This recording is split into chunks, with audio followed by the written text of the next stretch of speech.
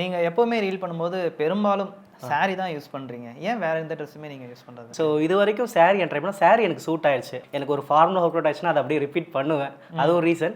Next நீங்கள் வந்து modern ட்ரெஸ்ஸாக ட்ரை பண்ணும்போது அதுக்கான விஷயங்கள் இருக்கணும், உடலமைப்புலாம் இருக்கணும். ஓகேங்களா, நம்ம பையனாக இருக்கிறதால உங்களுக்கு தெரியும். அதனால் எனக்கு சூட் ஆகாத மாதிரி ஃபீல் ஆச்சு. ட்ரை பண்ண ஒரு தடவை பெருசாக சூட் ஆகலை. அதனால் எது சேஃபர் சைடோ அதில் போகிறேன். பட் சூன் கொஞ்சம் வெயிட்லாம் ரெடியூஸ் பண்ணிவிட்டு மாடர்ன் ட்ரெஸ் ட்ரை பண்ணலாம். ஏன்னா ஒரு கெட்ட போகிறோன்னா அதுக்கு ஜஸ்டிஃபை பண்ணுற மாதிரி பண்ணணுங்களே. ஓகே, இப்போ இந்த காஸ்டியூம் எல்லாம் நீங்கள் எப்படி உங்களோட இதுக்காக எடுக்கிறீங்க? உங்களோட சைஸ்க்கு ஆல்ரெடி இருக்கிறது ஏதாவது நீங்கள் அட்ஜஸ்ட் பண்ணி ஆல்டர் பண்ணி அப்படி யூஸ் பண்ணுவீங்களா? ஓகே, இல்லை அதுக்காகவே நீங்கள் இந்த வீடியோக்காகவே நீங்கள் தனியாக செலவு பண்ணி பண்ணுறீங்களா?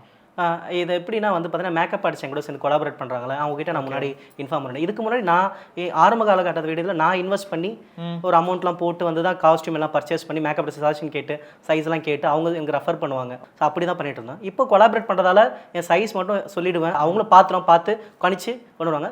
சப்போஸ் ஷூட்டில் வந்து சைஸ் பத்தலை அப்படிங்கும்போது அவங்களுக்கு தெரியும் makeup artist coach. So stitches தான் ஓப்பன் பண்ணிவிடுவாங்க. இந்த பிரச்சனை இருக்காது அந்த காஸ்ட்யூம் வைஸ்.